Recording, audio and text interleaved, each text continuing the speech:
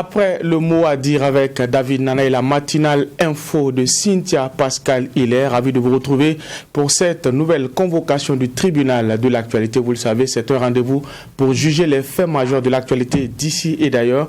Un rendez-vous que vous pouvez d'ailleurs suivre sur nos plateformes Facebook et YouTube. Je suis Adam Scarlett Ouedraogo, président de ce tribunal. Mesdames, Messieurs, bonjour. Bonjour, messieurs les juges. Bena Bougma Joufrava. Bonjour, président Ouedraogo. Bonjour, juge Baha. Bonjour, madame, monsieur. Bonjour, juge Bougma. Bonjour, président. Bonjour, auditeurs et téléspectateurs. L'indépendance est une conséquence et non un accident d'un parcours historique. Et pour parvenir à cette indépendance, il y a le prix à payer.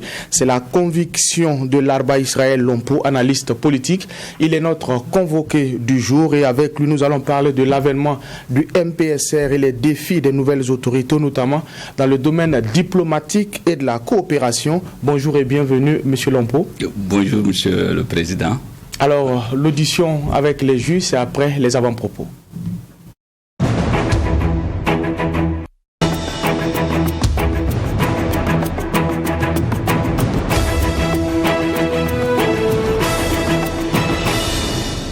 Vous avez la parole, on commence avec le juge Bougma. Qu'est-ce qui retient votre attention pour cette seconde convocation du tribunal de l'actualité de la semaine? Alors, ce qui retient notre attention, c'est l'appel à contribution lancé par le MPSR qui a ouvert un compte trésor à propos. Notre avant-propos, c'est une question. Étant donné que c'est pour un souci de transparence, si quelqu'un vire de façon anonyme de l'argent là-bas, est-ce que c'est recevable? Parce que ce n'est pas précisé. Ce n'est pas précisé qu'il faut effectivement le faire de façon, comme on appelle ça, nominatif, quoi, voilà. Nominatif, il veut dire, c'est-à-dire qu'il ne requiert pas l'anonymat. Donc si quelqu'un dit, bon, moi je viens faire un don anonyme, est-ce que c'est recevable? Donc c'est aussi ça, la transparence jusqu'au bout des ongles. Donc c'est la question que je pose en attendant certainement d'avoir une réponse. C'est vrai qu'il y a des quittances qui sont délivrées, mais même là, les gens peuvent requérir l'anonymat. Et pour le besoin de transparence, est-ce qu'il y aura des publications régulières des contributeurs ou bien comment est-ce que ça va se passer? C'est vrai qu'il y en a qui exhibent leur contribution. Bon, donc c'est leur choix aussi de communiquer qu'ils ont fait un geste pour la nation ou pour la patrie. C'est leur choix également de le faire parce qu'ils se disent que ça va stimuler. Parce que sur la question, les avis sont partagés entre, comme on appelle ça, exhibition de la charité, entre publicité de la charité et de l'humanitaire. Presque toutes les ONG en font. Et aussi se dire que ça va participer de mobiliser d'autres personnes pour venir donner. Je dis les uns et les autres sont divisés là-dessus. Mais la trop grande publicité autour de l'humanitaire est un vieux débat qui ne va pas s'estomper d'ici là. Donc deuxième avant-propos, voyons que le chef de l'État est en tournée. L'État de Touéni, Solé, Wayugia. Et donc, pour ne pas dire qu'il est allé au front, voilà, pour parler dans le langage militaire. Et hier, moi, je souriais parce que quand nous avons mis l'information sur nos plateformes, il y en a qui viennent en commentaire, mais vous l'exposez. Vous exposez le président, vous n'avez rien à dire, pourquoi est-ce que vous le dites? Je souriais à l'idée que c'est les mêmes Burkinabés qui reprochaient aux autorités de ne pas être sur les théâtres des opérations. C'est les mêmes Burkinabés également qui s'offusquent de ce que on donne la position des militaires au front. Début au front, c'était à grand renfort de presse. Le premier ministre éthiopien Abiy au front, c'était grand renfort de presse. Et des jeunes burkinabés rêvaient un jour également de voir nos patrons, donc les autorités burkinabés, sur les théâtres des opérations. Et voilà que par enchantement, les mêmes disent que ce n'est pas normal de communiquer qu'il est allé. Il ne s'est pas caché pour aller. Il y a d'ailleurs des médias qui ont suivi, on a vu même des images, même sur la télévision nationale, où à l'ouverture du 20h, c'était ça. Donc, monsieur même a besoin de ça pour communiquer. Donc c'est ça aussi le paradoxe du Burkinabé. Vous prenez vos initiatives, il y a des gens sur les réseaux sociaux qui sont prêts à briser, qu'on appelle parfois des briseurs de rêves, qui sont prêts également à prendre des positions. Et comme l'a dit le juge hier, c'est sûr que Lazare Bansé aussi, en prenant la décision concernant Kamou Malo, a dit, compte tenu qu'il y a une grande désapprobation sur les réseaux sociaux, c'est le meilleur moment d'obtenir son scalp, parce que beaucoup disaient d'ailleurs qu'ils n'en voulaient pas. Erreur. Et les plus durs d'ailleurs sont les meilleurs défenseurs de Kamou Malo aujourd'hui. Comme quoi, entre ceux qui aiment bien et qui châtient bien. Il faut savoir faire la différence entre ceux-là et ceux qui sont réellement là pour qui ne jouent pas un jeu franc. Donc, le chef de l'État d'Amiba, à l'épreuve du terrain, à l'exercice du terrain, ce n'est pas aussi facile à voir. Mais il y a que dans la vie, le leader, le chef sait où il va, et ça, c'est le plus important. Merci à Juge Bourgman. Ou du moins, il doit savoir où il va. D'accord, merci pour cette précision. Merci. Juge, voilà, vous avez la parole. Oui, merci Président. Moi, j'aurais un seul avant-propos. Ça va concerner l'annonce qu'on a eue il y a donc quelques heures. C'est que Air France, Air France va reprendre ses vols à destination de Bamako. Et il faut préciser que c'est comme toutes les compagnies de la sous-région. Hein. Les vols avaient été suspendus après les décisions de l'UEMOA et de la CEDEAO. Maintenant, voilà, on nous parle d'un lobbying qui a été fait et que l'Élysée ne voulait pas au départ.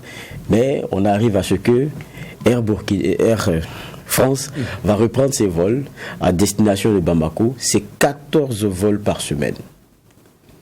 Nos compagnies qui déjà battent de l'aile. Je parle de nos compagnies que nous avons ici. On ne leur rend pas service. Voilà une concurrence qui sera à l'aise, seul destinataire, à arriver dans Bamako. Nous, on est là, on est en train de regarder une décision. Alors qu'on sait qu'on est après Covid-19, Dieu sait que ces compagnies-là en ont pâti. Qu'est-ce qu'on veut?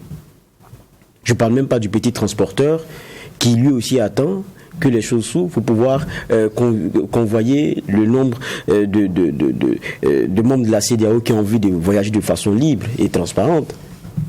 Qu'est-ce qu'on cherche et qu'est-ce qu'on veut? Et moi, ça me rappelle encore l'audio qui a été partagé par Chris Yapi, discussion en tout cas prêtée entre Alassane Ouattara et c'est Boubou Cissé, non? L'ancien Premier ministre. Et Alassane qui, à la limite, se gargarise des difficultés du Mali. Et avec son interlocuteur, pour mettre donc un avenir prochain noir pour le Mali, et que ça sera le moyen pour faire partir ceux qui sont au pouvoir. C'est-à-dire la souffrance des peuples, c'est comme si nos dirigeants n'y sont pas sensibles. Et même ça, on tue nos économies. Je reviens encore à ce qu'on a comme compagnie. Si on peut pas leur rendre service, il ne faut pas les tuer. Il y a un réalisme que les Français sont en train de nous montrer. Eux-mêmes qui sont les chantres de la démocratie, qui disent être le grand exemple de la démocratie, c'est eux qui permettent à Air France de venir débarquer à Bamako avec 14 vols par semaine. Nous, on est assis et on est en train de tuer nos compagnies. On pense qu'on est en train de faire du bon boulot. Ça doit donner matière à réflexion. Merci, messieurs les juges, pour ces différentes interpellations. Nous allons également dire merci à l'équipe de réalisation de cette émission, le tribunal de l'actualité. Larba Israël Lompo, analyste politique, est notre convoqué du jour. Une fois de plus, bonjour et bienvenue à la barre. Bonjour, Président. Alors, vous êtes un habitué de ce tribunal-là. La dernière fois qu'on vous a reçu, c'était au nom du collectif des organisations de la société civile pour le Sahel. Effectivement, on parlait des sanctions prises contre le Mali. Et à ce sujet-là, vous avez fait un plaidoyer, demandé justement qu'on lève ces sanctions pour permettre au peuple malien de pouvoir poursuivre en tout cas leurs rêves. Alors, aujourd'hui, le Burkina Faso est également dans le collimateur, je dirais, de ces mêmes organisations, notamment sous-régionales. Votre regard là-dessus? Merci. Bonjour, juge. Bonjour. Alors, pour ce qui concerne le Burkina, le Burkina bénéficie de ce que les juges appellent la jurisprudence. Les conséquences des sanctions au niveau du Mali ne touchent pas seulement le peuple malien. C'est d'abord le Sénégal, c'est la Côte d'Ivoire, c'est le Bénin, c'est le Togo, c'est le Burkina. Et donc, c'est le Niger. Et donc, à l'heure actuelle, prendre des sanctions de même type que celle du Mali, c'est mettre toutes les autres économies qui entourent donc le Mali plus en difficulté que le Mali lui-même n'en sera encore. Si on décide de fermer les frontières, comme on l'a fait avec le Mali, on ferme les frontières du Burkina pour ne laisser passer que les denrées de première nécessité. D'abord, le Niger traverse tout le Burkina pour arriver en Côte d'Ivoire prendre ses marchandises. Et le Mali est déjà coupé avec le Ghana, le Sénégal et la Côte d'Ivoire.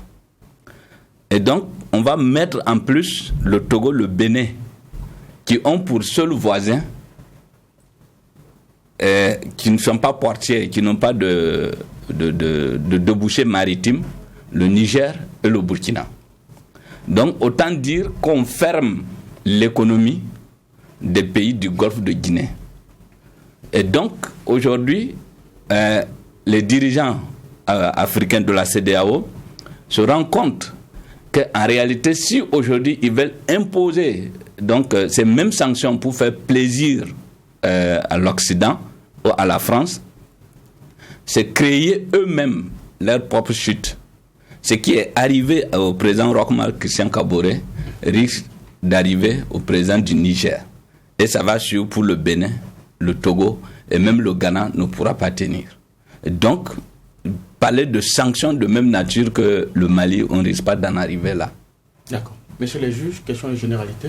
Oui, sur cette question, vous semblez optimiste alors que c'est aussi en fonction des calendriers et ou des orientations des autorités aussi qui conditionnent. Au Mali, je pense que si les Maliens avaient respecté le calendrier du 27, on n'en serait pas là. Ou du moins, si les Maliens négociaient 6 mois ou 1 an tout au plus, on n'en serait pas là. L'autre enjeu aussi, c'est le rapprochement, le trop rapprochement avec la Russie. Bon, donc, qu'au Burkina, ça n'arrivera pas. Mais est-ce que nous allons aussi avoir le comportement de Bamako? Non.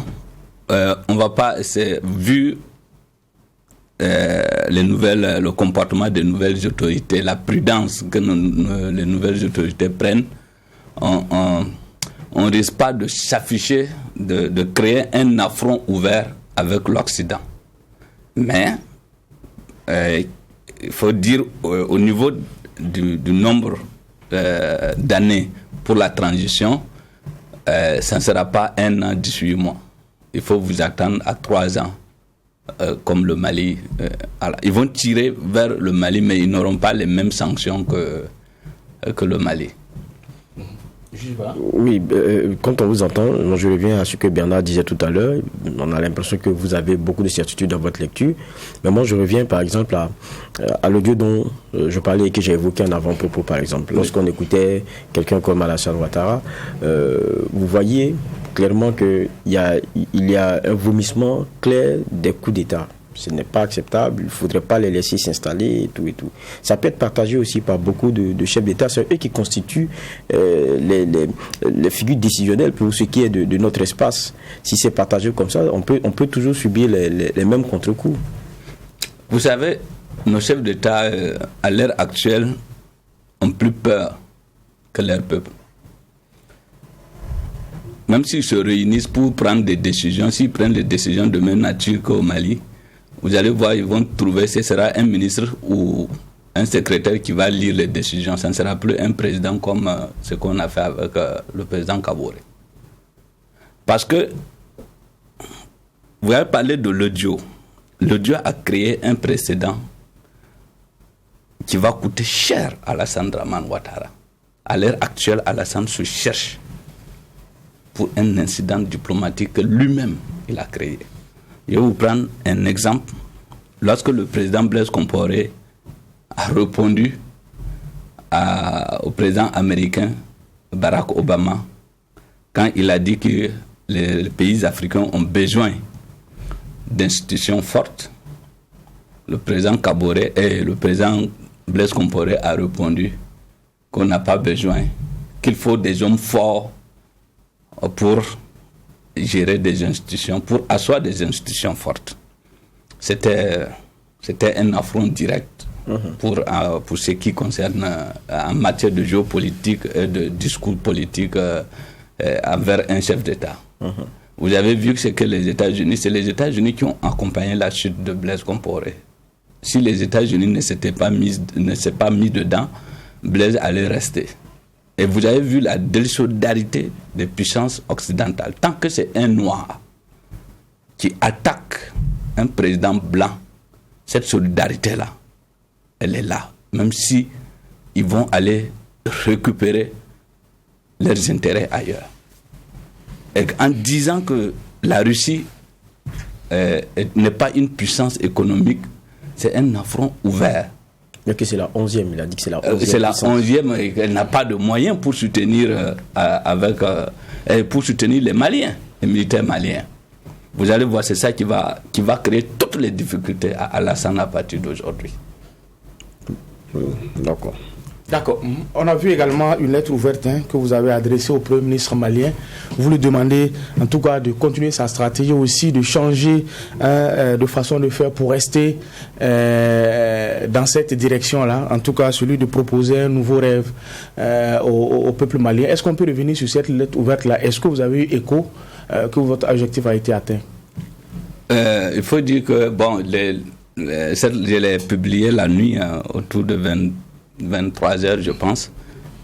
Mais avant cette lettre, j'ai écrit beaucoup d'articles là-dessus. C'est les articles précédents, parfois j'ai des retours. Le 10 mai de 2020, j'écrivais et j'invitais donc les autorités maliennes à opter une stratégie de guerre de communication. Ce qui a été fait, il fallait faire sortir la France de son terrain favori de jeu. Ce qui a été fait, vous avez vu, la France n'a pas pu résister. Lequel terrain favori? Le terrain favori de la France, c'est la diplomatie sournoise. Et aucun pays africain ne peut tenir tête à la France en matière de diplomatie. Ce n'est pas possible. C'est la première puissance en matière de diplomatie. Aucun pays africain ne peut tenir tête. Alors, donc, si on veut battre la France, il ne faut pas t'inviter sur ce terrain. Il faut sortir. La France a peur de deux personnes. La première personne, celle qui ne garde pas de secret d'État, qui se comporte comme un amateur. La deuxième personne, c'est son propre opinion publique. Quand c'est exposé, la France se bat pour se justifier auprès de son peuple, mais également auprès de l'opinion publique européenne. Elle s'en fout de l'opinion publique africaine. Et ce sont les deux armes qui mettent mal à l'aise la France, les autorités françaises. Mais est-ce que le Mali utilise ces armes? Oui, le Mali a utilisé ses armes. D'abord, quand Kokala Maïga sort, il expose les relations qu'il y a eu entre les autorités françaises et les terroristes, l'entente qu'il y a eu sur la route de Kona, lorsque la France, ils ont appelé la France pour arrêter les terroristes, et qu'ils se sont entendus avec Yak Agali, en dévoilant tout cela sur la place publique, la France se devait de se justifier auprès de son opinion publique, mais aussi auprès des autres partenaires. Et la France a eu des difficultés pour se justifier, et comme elle ne pouvait pas contrôler, elle n'est plus dans son terrain, ça l'énervait, et elle a commencé à envoyer des injures. Et ça détruit la qualité politique des autorités françaises en matière de diplomatie. Et vous avez vu la dernière sortie, ils n'ont plus opté ce langage-là. Ils sont revenus sur leur propre terrain, qui est les convocations, les réunions à huis clos. C'est ça la force de la France. Mais il ne faut pas rentrer dans ça. Moi, souvent, ce qui me dérange un peu, pas qu'un peu d'ailleurs, c'est que j'ai l'impression qu'il y a un braquage systématique qui est fait sur la France. Ça, c'est un débat qu'on peut faire. Je partage beaucoup d'idées, en tout cas, là-dessus, parce qu'on est tous observateurs et on a tous lu un peu notre histoire et les intrigues aussi dont la France a été coupable, que ce soit en Centrafrique ou dans beaucoup d'autres pays. Mais je dis, quand on regarde ce qui se passe au Mali, il y a une responsabilité aussi d'une armée malienne, il y a une responsabilité du Malien, il y a une responsabilité des présidents qui sont passés, il y a une responsabilité malienne. On a l'impression que c'est d'abord et avant tout une responsabilité française. Moi, je dis, quelquefois, on est un peu niais. Je dis, quelquefois, on est un peu niais que de penser que toutes les coopérations ou bien tous les liens qu'on entretient avec des puissances il y a de la philanthropie, il y a de la bonhomie dedans. Il n'y a que le jeu d'intérêt. En vouloir à quelqu'un d'être venu par intérêt, alors que nous-mêmes n'avons pas pu garder nos intérêts intacts, je pense que c'est pas si sérieux. Il faut faire son introspection aussi. Et puis penser que celui qui vient aussi vient par bonhomie et par philanthropie, et que c'est lui le sauveur. On est en train de se tromper 2 fois. Est-ce qu'on ne doit pas se reconcentrer sur la défense de nos intérêts? Est-ce qu'il ne faudrait pas se reconcentrer sur ce qui nous définit et puis s'affirmer ainsi? Le Mali aujourd'hui, quand on regarde, je vois toutes les sorties de Choguel Maïga, Abdoulaye Diop, on sent qu'il y a le bras de fer avec la France. Mais on a chargé la France sur la question sécuritaire malienne, alors qu'il y a une offre domestique malienne qui n'a pas été à la hauteur. D'accord. Vous savez, la première cause de tout ce que nous vivons, c'est d'abord nous, Africains. La première responsabilité. L'Africain ne s'est pas inscrit dans la prévoyance. Et il s'est inscrit dans une relation amicale avec les Occidentaux, après les indépendances formelles. Mais ces indépendances formelles, les mêmes impérialistes avaient déjà prévu tout ce qui se passe à l'heure actuelle. Ça fait qu'on est arrivé à maintenir les pays africains dans un système, dans un enclos de soumission. Ce qui fait que toute personne qui sortait pour s'affirmer était soit tuée, en tout cas, il rencontrait toutes les difficultés pour pouvoir s'affirmer. Pendant la Deuxième Guerre mondiale, les États-Unis, pour vous expliquer la naissance même du terrorisme, les États-Unis ont pris 15 étudiants de l'université de Georgetown qu'ils ont amenés dans un bunker qu'ils avaient créé au cas où Hitler arrivait à prendre le dessus pour détruire les États-Unis.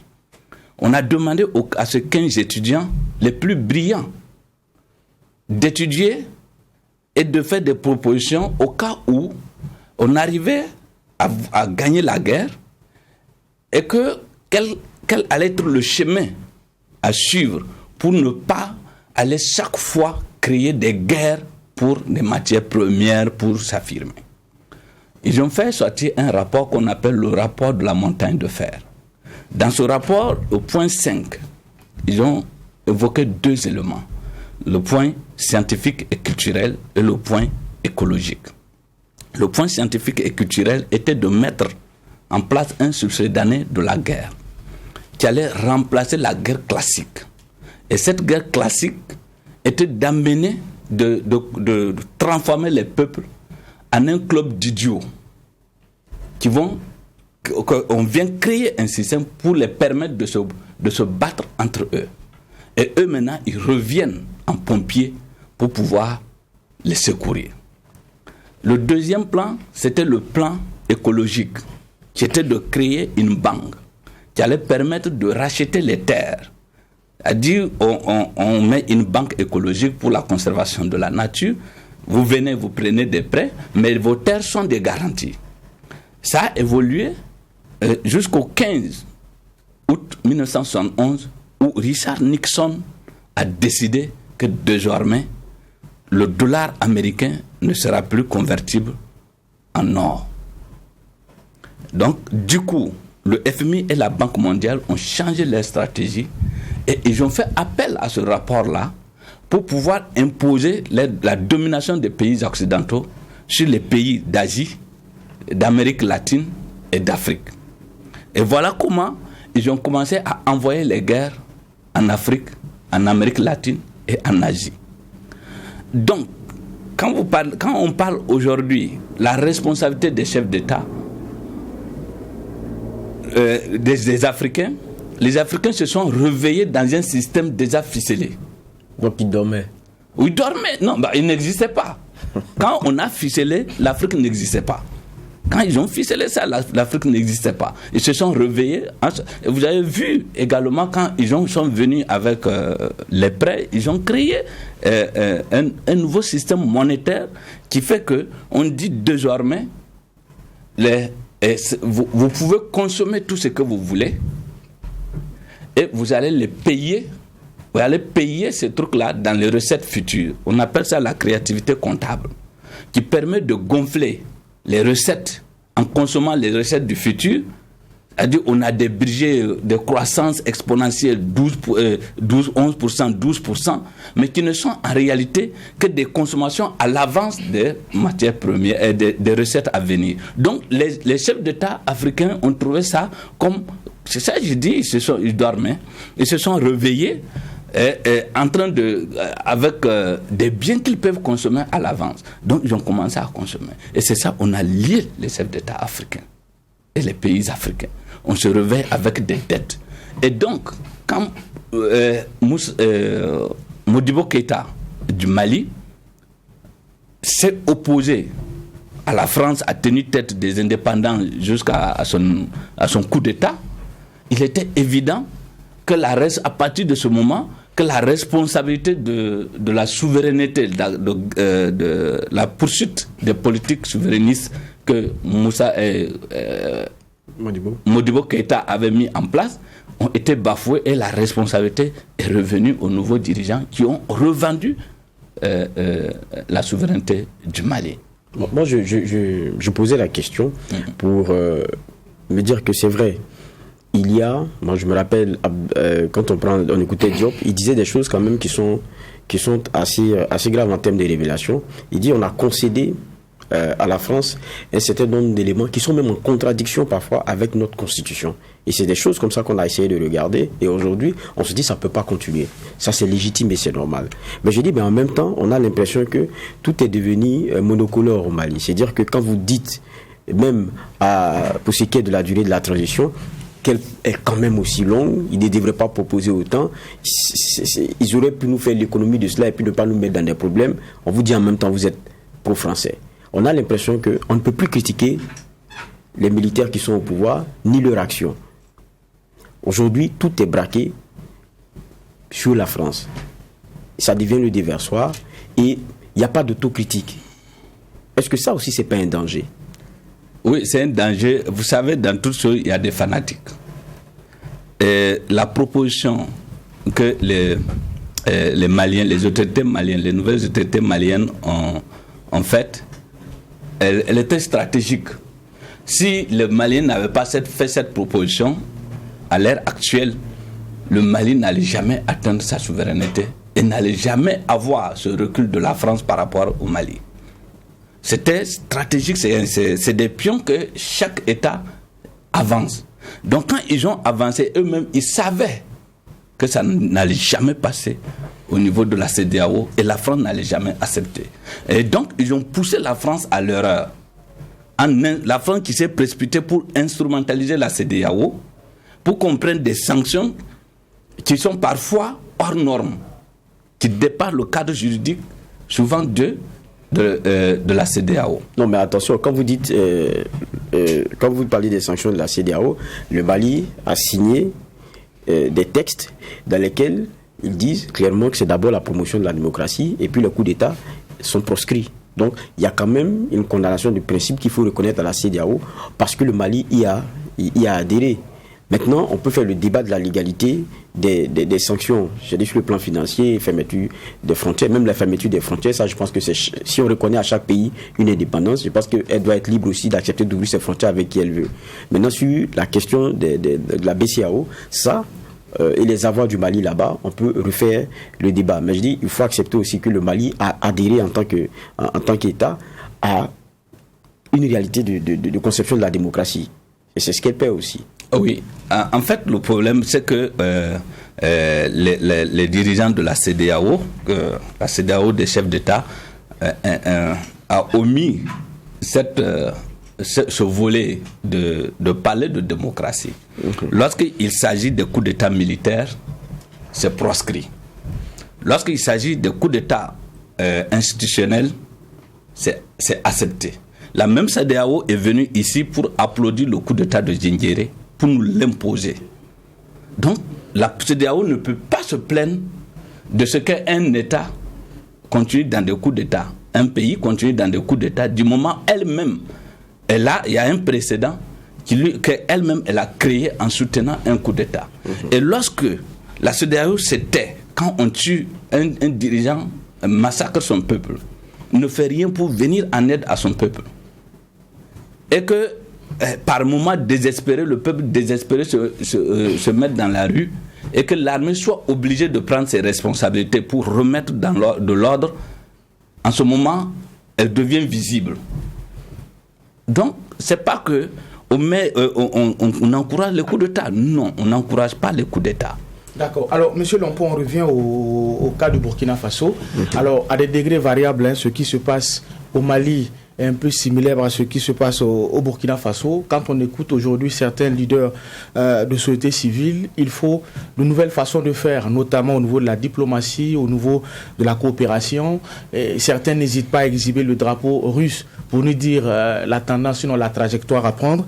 Aujourd'hui, quand vous analysez, notamment dans le domaine diplomatique, est-ce que le Burkina Faso doit opter pour la stratégie malienne? Vous l'avez dit, il faut aller de façon frontale. Il faut amener la France à sortir de ses gonds. Finalement, qu'est-ce qu'il faut aujourd'hui? Le cas du Burkina est un peu différent du Mali parce que le Burkina bénéficie d'un certain nombre de choses qui lui permet d'avoir une autre orientation. Et vous voyez, c'est maintenant on voit Barkhane même intervenir sur terre au Burkina Faso. Pendant les 6 ans, les 7 ans du président Kaboré, il s'est battu tout seul, sans soutien, pour que cela n'arrive pas. Jusqu'au dernier moment où la France a commencé à déposer sur sa table des rapports de coup d'État, 4 rapports de coup d'État, de projets de coup d'État, pour l'obliger à signer ces accords-là. Et aujourd'hui, Barkhane intervient sur le sol burkinabé. Les autorités actuelles ne vont pas aller au front avec la France. Ça, il faut pas qu'on s'attende à ça. Parce que ça ne va pas nous arranger. Ça ne va pas nous arranger d'engager un front vis-à-vis de la France à l'ère actuelle. Parce que, présentement, on n'avait même pas une armée bien assise. Le Mali a pris combien d'années pour pouvoir venir s'imposer? Donc, le Burkina aussi a intérêt à préparer son terrain avant de venir. Si le Burkina, nous n'avons pas, même au plan économique, nous n'avons pas les richesses du Mali pour aller à un front. Maintenant, parlant des autorités actuelles qui sont en train de restructurer un peu l'armée, vous voyez, ils sont en train de prendre leur position. C'est quand ils vont prendre leur position qu'on saura véritablement leur visage. Pour le moment, personne ne peut taper la main sur la table pour dire qu'il sait quelle sera la politique qu'ils vont prendre. Mais en regardant la sagesse avec laquelle ils agissent, on se dit qu'il n'y aura pas cet affront populiste qu'il faut. Mais pour le Mali, c'était nécessaire. Parce que c'était arrivé à un niveau donné où il fallait le faire. D'accord. Oui, effectivement, ces derniers temps, de plus en plus, on va de communiquer de Barkhane pour des opérations aériennes au niveau du Burkina.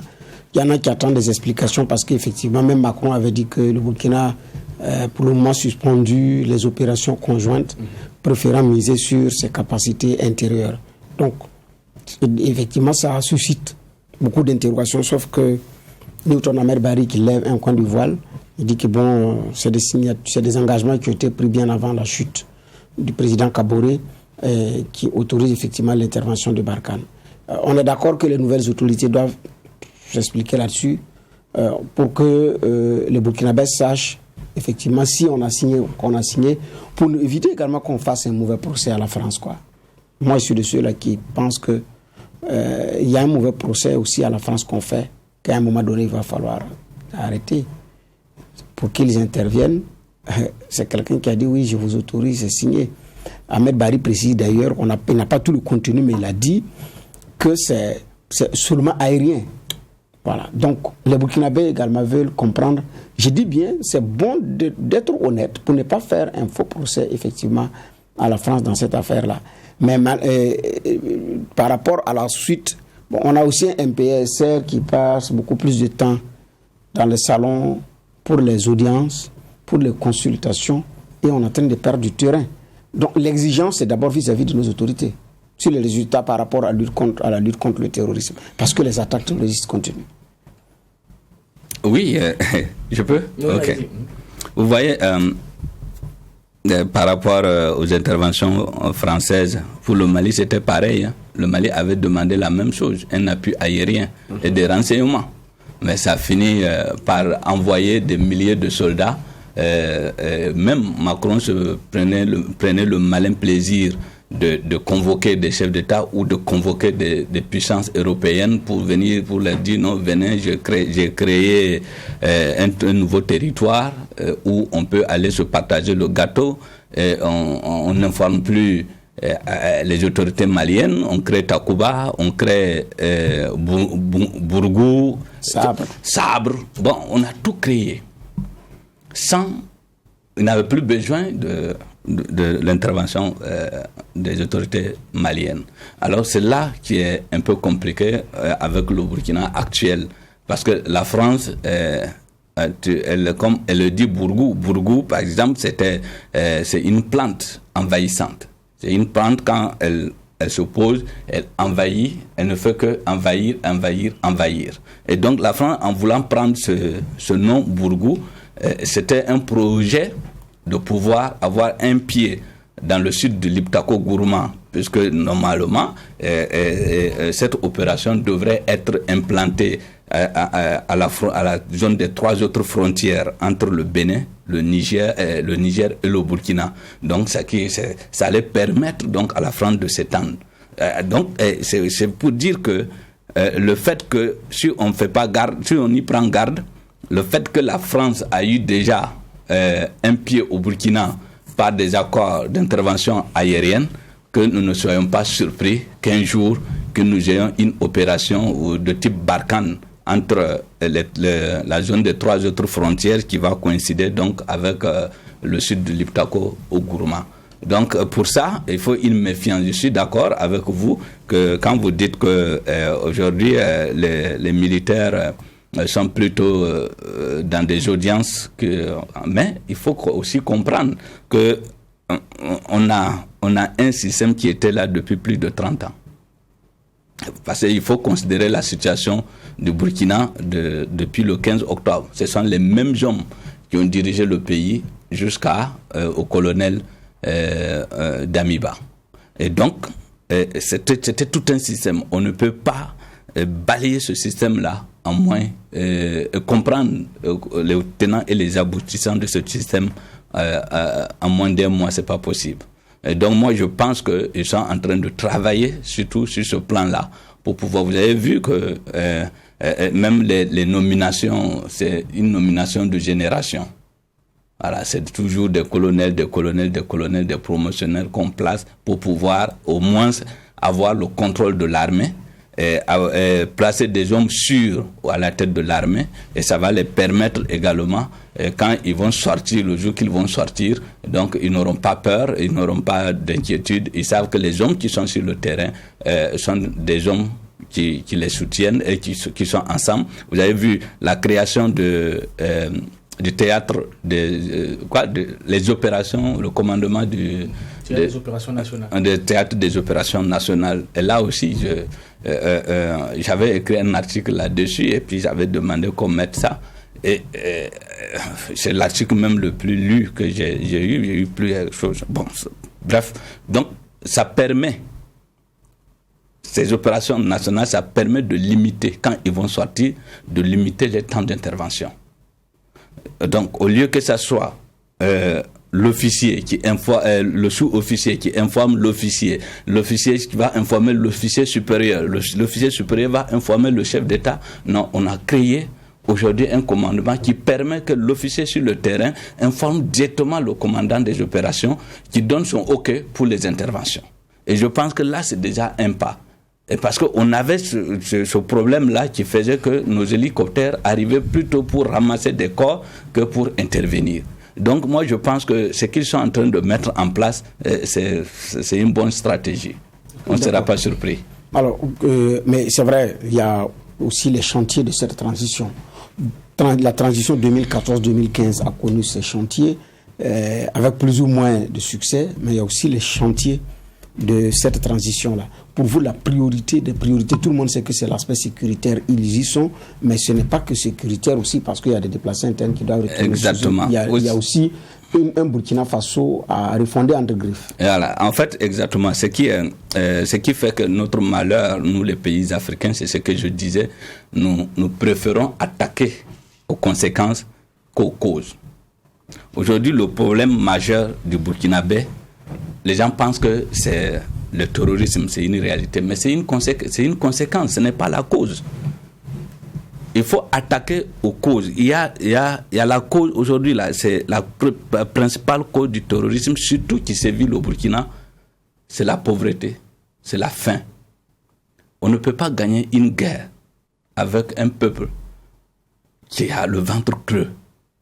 Vous avez beau aller les débarrasser des terroristes, les terroristes viendront avec de l'argent pour qu'ils puissent avoir un plat de riz, pour qu'ils puissent avoir de l'eau pour boire. Ils vont prendre, ils vont céder et le champ de recrutement des terroristes va continuer à augmenter. Donc, c'est pourquoi même dans mon dernier article, j'ai dit non, je disais aux Maliens, ce qu'il faut faire à l'heure actuelle, qui est aussi valable pour le Burkina Faso, le temps, comme nous avons la France qui mène maintenant nos opérations de sécurisation, mais qu'on profite de cet instant aussi pour commencer à mettre en place des équipes dans toutes les régions pour mettre des équipes de production agricole.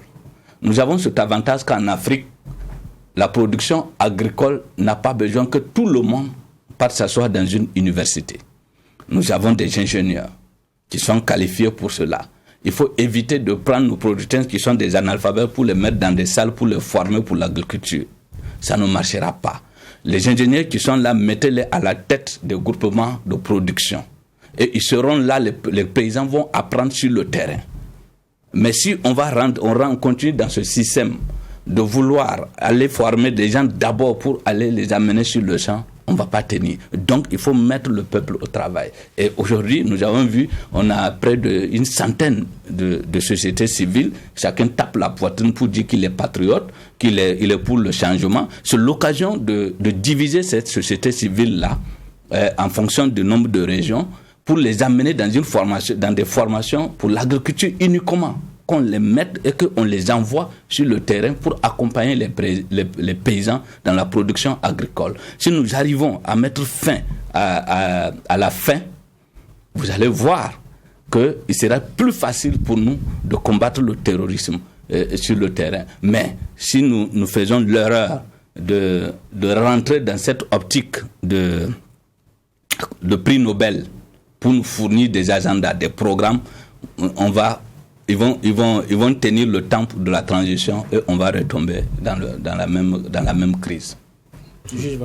Oui, c'est intéressant les propositions que vous faites, mais quoi qu'on dise, c'est vrai que les causes, elles sont plus profondes que ça, vous les adressez ici, mais pour l'instant, on est pris à la gorge par ces terroristes-là. Même quand on parle d'agriculture, de repenser les choses et tout, il y a une bonne partie du Burkina où on ne peut plus aller cultiver. C'est ça la réalité des déplacés internes qui se retrouvent déplacés internes dans leur propre pays, donc, et dans des situations d'impossibilité de cultiver, ce qui est leur activité première, ou même de reconstituer un cheptel pour les éleveurs, parce que tout a été saisi par ces terroristes-là.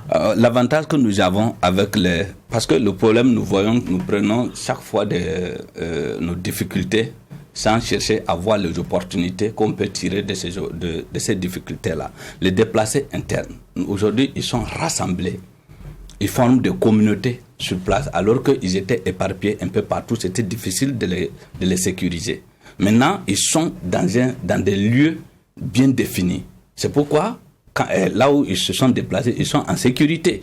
Qu'on crée des zones, la même sécurité qu'on leur offre dans les lieux de séjour actuels, qu'on développe des pôles de production agricole, la majeure partie c'était des agriculteurs, d'autres c'est des éleveurs.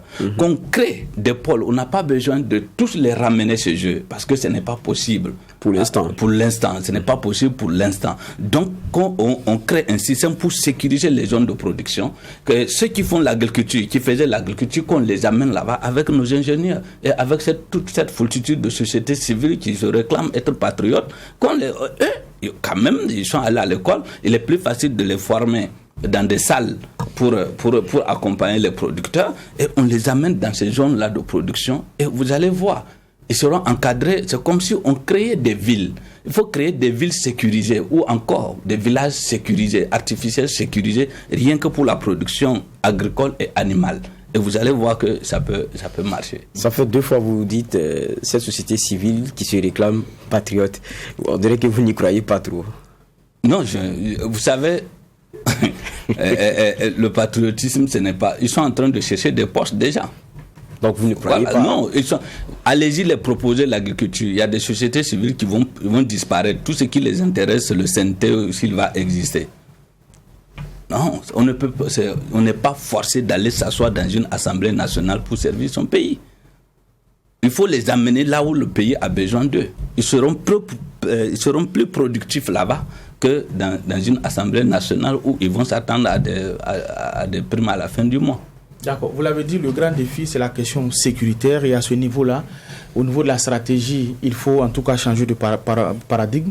Beaucoup ici estiment, je l'ai dit tantôt, qu'il faut opérer des changements au niveau de la coopération, aller voir ailleurs. Souvent au niveau des rassemblements des organisations de la société civile, on voit le drapeau russe. Je l'ai dit, c'est aussi une proposition qui est faite. Votre regard par rapport à ça? Vous savez, moi je n'ai jamais été d'accord à ce qu'on amène...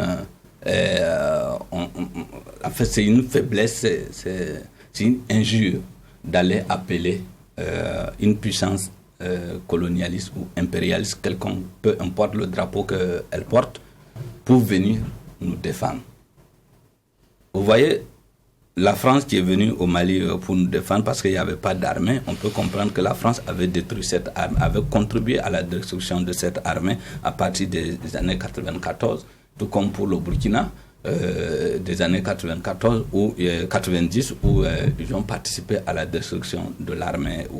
Mais on ne peut pas s'asseoir parce qu'on a un partenaire puissant et on ne va pas chercher à s'auto-défendre. Ça, moi, je ne suis pas pour... La Russie au Mali n'est pas là pour les Maliens. C'est simplement la manière de coopérer qui change. Si le Mali n'avait pas de matière première, la Russie ne se serait jamais allée proposer ses services. Elle vise quelque chose. Alors qu'est-ce qui nous empêche aujourd'hui regardez, le Burkina, le Mali, le Bénin sont les premiers producteurs de coton en Afrique. Ce sont encore les premiers importateurs de dessous usagés venus de France. Même le coton hygiénique pour l'intimité de nos femmes nous vient d'ailleurs. Il y a quoi dedans? On prend le coton que nous produisons, on l'amène en Europe, on le met dans une machine qui souffle, qui enlève la poussière, qui dégraine, on l'enlève et on met quelques gouttes de parfum et de déodorant ou encore de désinfectant et on nous ramène pour nous vendre notre coton. Il faut ouvrir le cerveau.